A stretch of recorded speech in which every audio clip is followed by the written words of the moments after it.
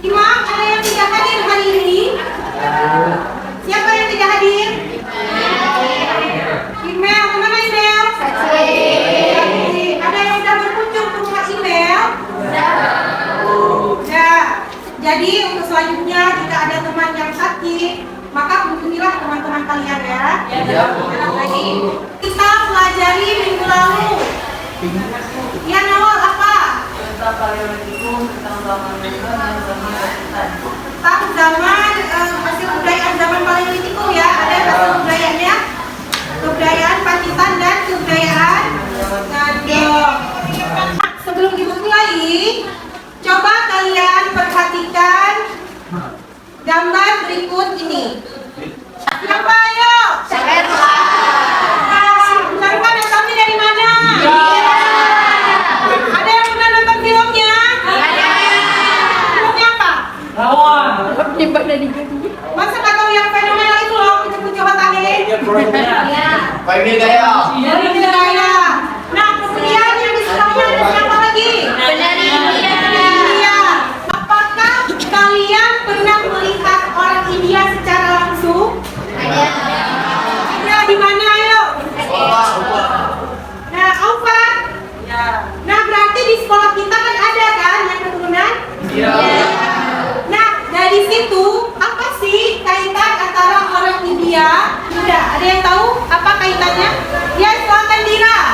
Dari agama Hindu-Buddha masih dibawa oleh orang India. Iya, benar sekali. Masuknya pengaruh Hindu-Buddha ke Indonesia itu dibawa oleh orang India. Nah, selanjutnya ini ya nak, manfaat pembelajaran kita hari ini. Yang pertama, kita dapat melihat kerukunan umat beragama. Yang kedua, kita dapat mengetahui sejarah bangsa Indonesia ketika Indonesia masuk dan pengaruhnya terhadap bangsa Indonesia. Nah, selanjutnya tujuan pembelajaran kita melalui model pembelajaran problem based learning dengan metode diskusi serta adanya penugasan pada LKPD, peserta didik diharapkan mampu yang pertama mengidentifikasi informasi tentang teori masuk dan berkembangnya agama Hindu-Buddha di Indonesia dengan benar. Yang kedua, menganalisis informasi dari berbagai sumber tentang teori masuk dan berkembangnya agama Hindu-Buddha di Indonesia dengan tepat. Yang ketiga, mengevaluasi tentang teori masuk dan berkembangnya agama Hindu-Buddha di Indonesia dengan tepat. Nah, selanjutnya Ibu akan menjelaskan terlebih dahulu apa itu teori. Nah, teori adalah suatu pendapat yang sudah melalui prosedur penelitian dan diakui oleh para ahli. Yang kedua, konsep. Apa itu konsep? Konsep adalah serangkaian pernyataan, ide, gagasan tentang berbagai peristiwa atau kejadian dan menjadi dasar petunjuk untuk melakukan penelitian.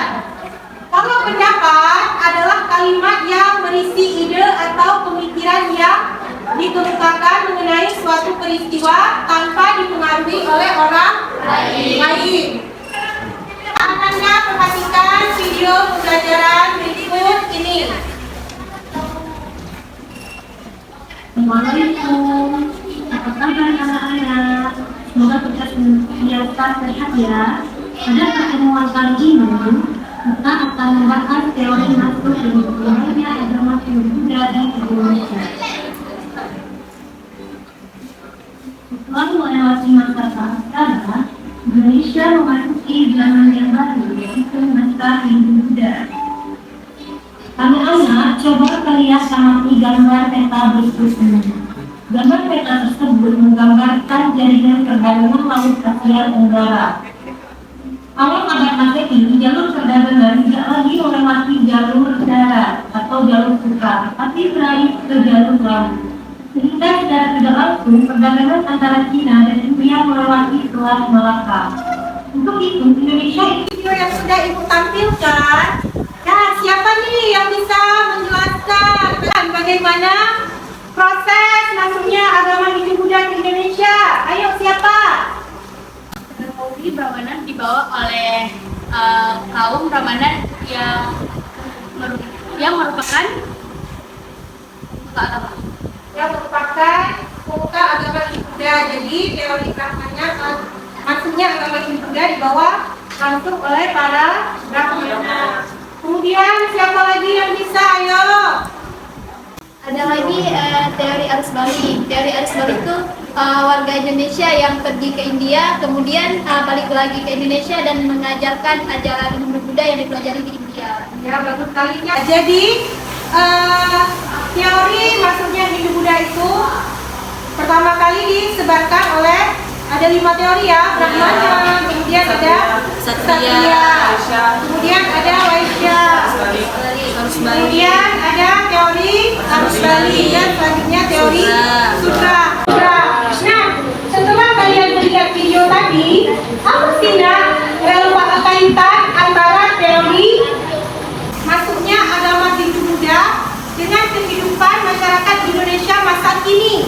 Ada yang bisa menjelaskan? Ya, coba Azalila. Meski ada kasta sampai saat ini sekarang kasta terlihat dari adanya penggolongan klasifikasi dari yang menengah ke atas atau menengah ke bawah. Kalau dulu kasta ada di yang Brahmana atau yang di bawahnya. Dan ada juga kalau dulu disebabkan agamanya dari jalur darat dan laut, sekarang sudah dikatakan dengan jalur darat. Kalian akan Ibu berikan permasalahan yang nanti akan kalian pecahkan melalui wacana pada LKPD. Nah, untuk kelompok 1 kalian akan membahas tentang teori Brahmana. Untuk kelompok 2 teori Kshatriya.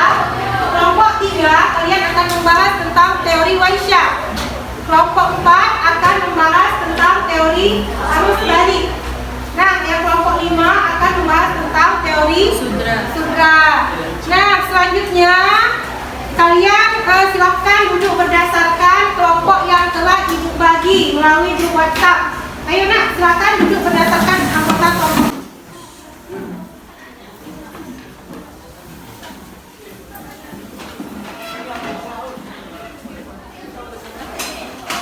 Nah, coba semuanya perhatikan dulu. Ini ada LKPD. Jadi sebelum kalian kerjakan LKPD, terlebih dahulu kalian melihat petunjuk pekerjaannya. Nah, di sini ada yang dibuat langkah-langkahnya. Kemudian dari materinya nanti kalian bisa buka melalui HP kalian video pembelajarannya. Nah, sekarang akan Ibu bagikan LKPD-nya untuk kelompok 1.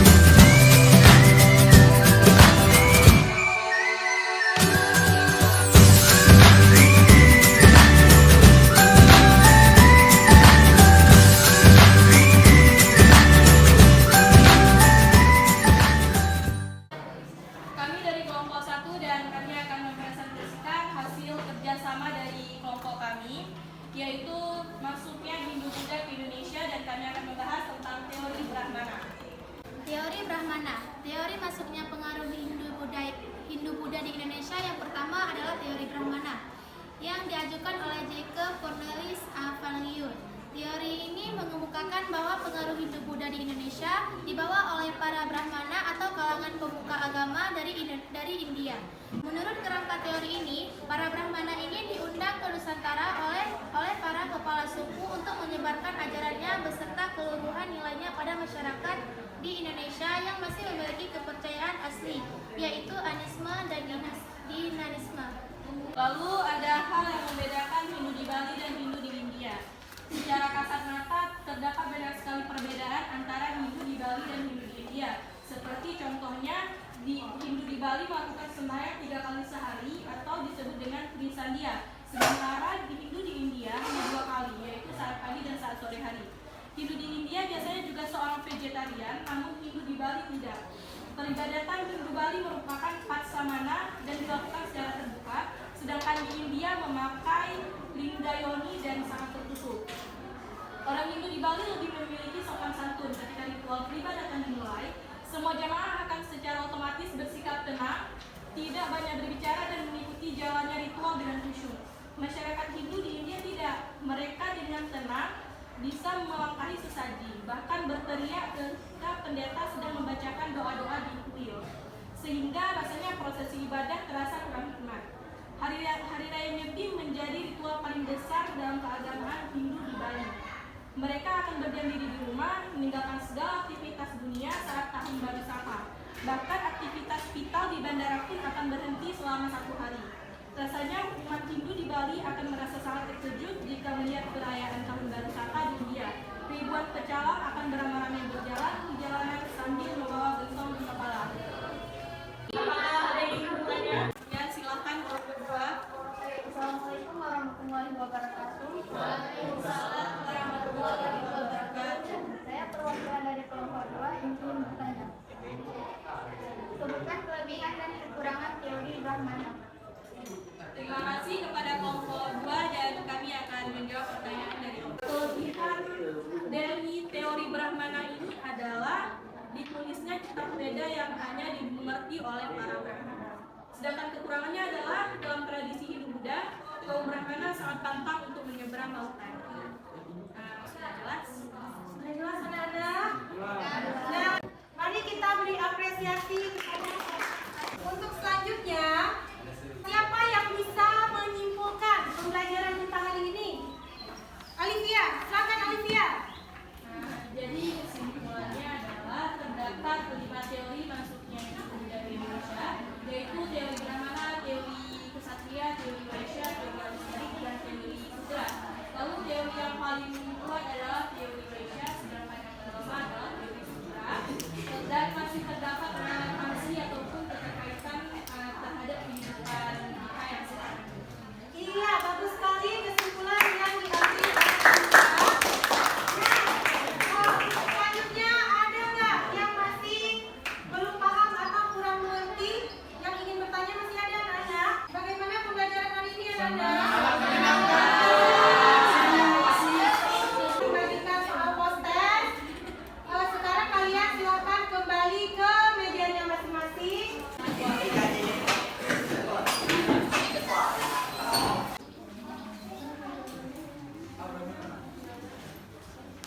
Sudah siap, bisa dikumpulkan ke depan.